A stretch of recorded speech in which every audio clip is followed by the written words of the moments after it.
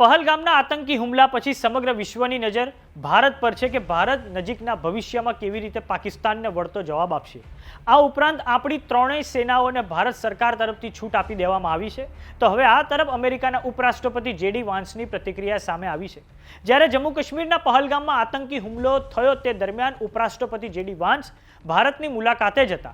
તો આવો જાણીએ ઉપરાષ્ટ્રપતિ જેડી વાન્સે હવે શું કહ્યું છે। નમસ્કાર, જમાવટ સાથે હું છું પાર્થ।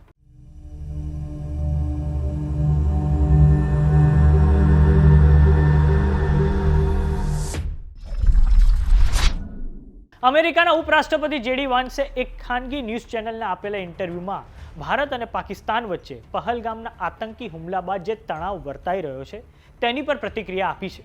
ઉપરાષ્ટ્રપતિ જેડી વાન્સે ભારતીય ઉપમહાદ્વીપની વર્તમાન સ્થિતિને લઈને ચિંતા વ્યક્ત કરી છે।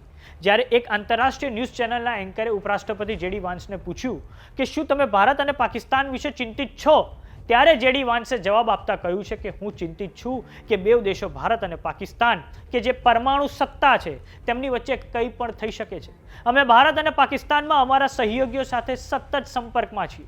સાથે જ મને આશા છે કે ભારતે એ રીતે પાકિસ્તાનને જવાબ આપશે કે સ્થાનિક સ્તરે ખૂબ મોટા પાયે યુદ્ધ ફાટી ના નીકળે। સાથે જ મને આશા છે કે પાકિસ્તાન પણ કંઈક અંશે જવાબદાર દેશ તરીકે ભારત સાથે પાકિસ્તાનની ધરતી પર રહેલા આતંકવાદીઓના સફાયા માટે સહયોગ કરશે। આમ ભારત અને પાકિસ્તાન બે દેશો પ્રત્યે ઉપરાષ્ટ્રપતિ જેડી વાન્સ સહયોગની આશા રાખી રહ્યા છે। 22મી એપ્રિલના પહલગામના આતંકી હુમલા દરમિયાન ઉપરાષ્ટ્રપતિ જેડી વાન્સ અને તેમના પત્ની ઉષા વાન્સ ભારતની મુલાકાતે હતા। આ હુમલાના થોડાક સમય બાદ જેડી વાન્સે પ્લેટફોર્મ એક્સ પર ટ્વીટ કરીને લખ્યું હતું કે ઉષા અને હું પહલગામના આતંકી હુમલાના પીડિતો પ્રત્યે સંવેદના વ્યક્ત કરીએ છીએ। અમે પાછલા કેટલાક દિવસથી ભારતની અને અહીંના લોકોની સુંદરતાના દર્શન કરી રહ્યા છીએ। અમારા વિચારો અને અમારી પ્રાર્થના આ આતંકી હુમલાના પીડિતોની સાથે છે। વાત કરીએ આપણા વિદેશ પ્રધાન એસ જયશંકરની, તો તેમણે વિશ્વના વિવિધ દેશોના વિદેશ પ્રધાન સાથે વાત કરી છે।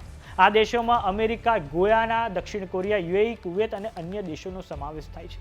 હવે તો સમાચાર આવી રહ્યા છે કે ઈરાનના વિદેશ મંત્રી અબ્બાસ અરાગચી આવતા અઠવાડિયે ભારતની મુલાકાતે છે। સાથે જ ભારતના રાજદ્વારી અધિકારીઓએ હમણાં જ અફઘાનિસ્તાનની નવી તાલિબાની સરકારના પ્રતિનિધિઓને મળ્યા હતા।